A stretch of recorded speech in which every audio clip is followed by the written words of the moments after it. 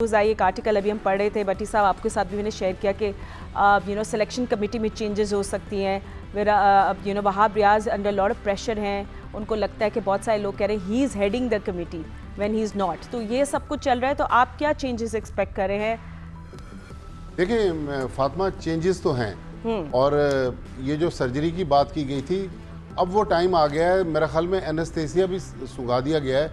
अब मरीज़ बेहोश है, अब सर्जरी स्टार्ट करना पड़ेगी।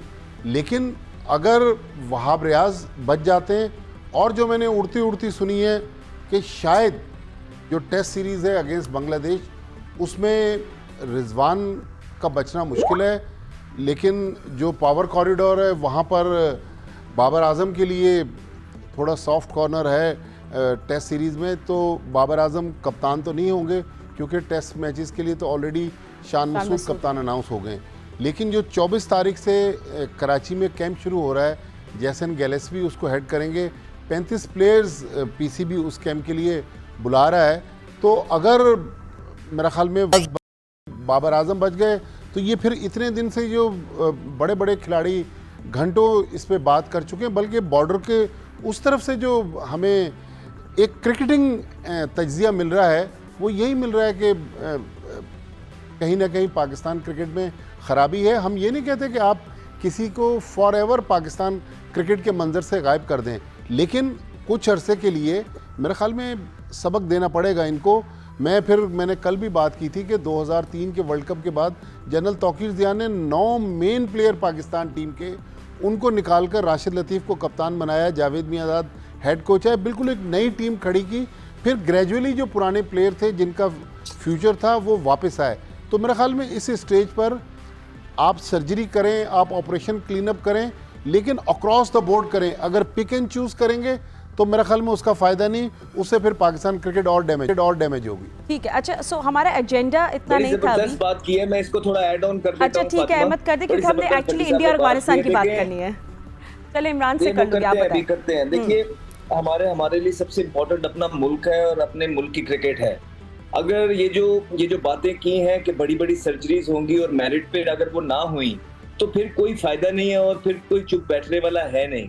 क्योंकि अभी तक हम चुप इसलिए बैठे हुए हैं और फॉर्मली चीजें आगे लेके चल रहे हैं, क्योंकि हम उम्मीद करते हैं कि जो चेयरमैन क्रिकेट बोर्ड है वो मेरिट पे सर्जरी करेंगे। और किसी एक को, जिस तरह भट्टी साहब ने कहा, किसी एक या दो के साथ नहीं, वो तमाम लोगों के साथ जिसने इस टीम को यरगमाल हाईजैक किया हुआ है, जिसने वो टोले ने जो 5 जिनको इवेंट मिल गए वो कुछ जितवा नहीं सके, कोई डोमेस्टिक प्लेयर को उन्होंने अंदर आने नहीं दिया। तो अगर आप, और ग्रुपिंग की बातें हमें सामने आ रही है, परफॉर्मेंसेस आपके सामने, आपके टॉप प्लेयर्स की, अगर आपने अभी भी इनको छोड़ दिया और इनके लिए सॉफ्ट कॉर्नर रखा और अपने आसपास लोगों की बातें मानी जो कि गलत बातें होंगी अगर वो ऐसी बात कर रहे हैं, तो फिर हमें तो कोई भी चुप नहीं करवा सकेगा भट्टी साहब। हम तो इस टाइम पे अभी इसलिए चुप हैं कि आप क्रिकेट डोमेस्टिक के प्लेयर्स के साथ जो है ना इंसाफ करेंगे।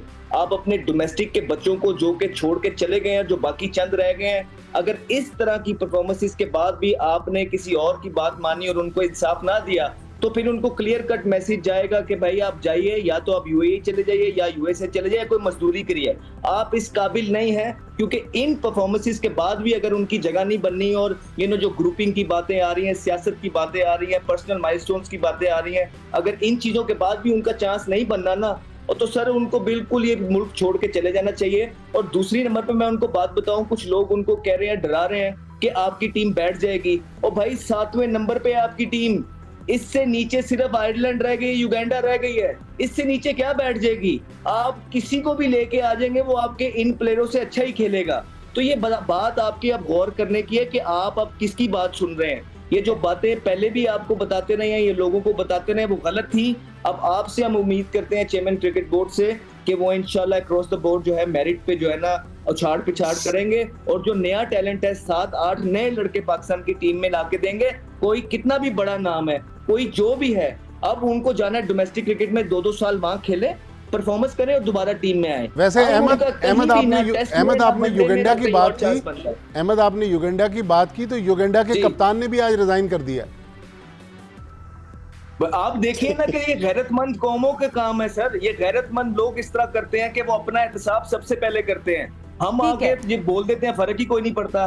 हम आके बोल सही देते हैं कि हमने पहले अपनी मर्जी छोड़ी, आप झूठ बोल रहे हैं। आपसे पहले भी आपको अल्टीमेटम दे दिया गया था कि अगर आपने नहीं छोड़ी आपको निकाल दिया जाएगा। अच्छा, how इस about दफा this, Ahmed, how 5 about match this? हरवाने के बाद भी I don't आप ये want to- कह रहे हैं कि मैं मशवरा करूंगा, तो ये ज्यादती है इस कौम और मुल्क को ठीक आप है। पागल बना रहे हैं। आप सिर्फ इस चक्रों में है कि आप कोई डील बना सके, ब्लैकमेल कर सके पीसीबी को, ठीक है, और आप देखिए ये कुछ नहीं अभी कर भी रहे हैं। डेवलपिंग स्टोरी है, so will wait and see. How about this, we wait and watch कि अभी क्या होगा, एंड ऑफ कोर्स हमारी गहरी नजर होगी इस पे। हम लोग प्लेयर्स की ठीक है। बात करेंगे and let's talk about their performances more than what's happening behind the scenes. मगर अहमद, आपसे आप मुझे पता है कि आपको शायद पता भी है कि व्हाट चेंजेस आर एक्सपेक्टेड है, तो ये मैं आगे जाके आपसे जरूर पूछूंगी, but of course we need to talk about this match.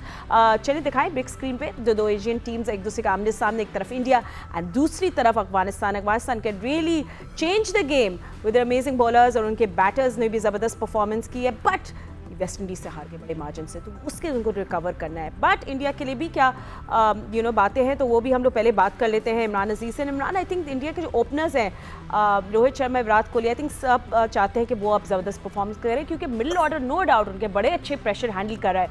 I mean Pant हो गए, यादव हो गए, पांड्या हो गए, they been batting really well. अब देखते हैं डूबे भी शायद इन कंडीशन में बहुत अच्छा खेलते हैं, सो लेट्स सी वो भी कैसे परफॉर्म करते हैं। सो यस, ओपनर्स का एक प्रॉब्लम है। वेल फातिमा, सबसे पहले तो मेरे ख्याल में आप थोड़ी अब समझिए आप T20 क्रिकेट आई है, बिकॉज इससे पहले तो आप कह सकते हैं कि बस बैट्समैन होगी तो वो कहते हैं ना मौत ही आई हुई थी, और अब वेस्ट इंडीज में क्रिकेट है, और आई थिंक मेरे ख्याल में यहाँ पे पिचेस टोटली डिफरेंट है। जिस तरह अभी आप पहले भी मैचेस देखे हैं, अगर मैं इंग्लैंड की बात करूँ, वेस्ट इंडीज की, तो अमेरिका की, साउथ अफ्रीका के साथ, तो वो टोटली एक डिफरेंट क्रिकेट देखने को नजर आई है। और नो डाउट विराट कोहली और अगर मैं रोहित शर्मा की बात करूं तो उनका फॉर्म में आना बहुत जरूरी है, बिकॉज ऑफ आप अफगानिस्तान की टीम की जेल और टीम यूनिटी आप चेक करें, और थ्रू आउट टूर्नामेंट परफॉर्मेंस आप चेक करें, और जिस तरह उनकी बॉलिंग या बैटिंग की बात करो, स्पेशली उनकी फील्डिंग, तो आई थिंक मेरे ख्याल में वो तीनों शोबों में बड़ा एक आउट क्लास परफॉर्मेंस देती आ रही है। और आई थिंक मेरे ख्याल में अगर इंडिया को अगर जिस तरह Virat Kohli totally inform batsman है और आउट ऑफ फॉर्म है, और रोहित शर्मा भी ऐसे ही है, तो आई थिंक मेरे ख्याल में मिडिल ऑर्डर उनका बहुत बेटर है। लेकिन यहाँ पे अगेन अगर अफगानिस्तान के अगेंस्ट अगर यही दो बैटर उनको अर्ली ऑन स्टार्ट मिला,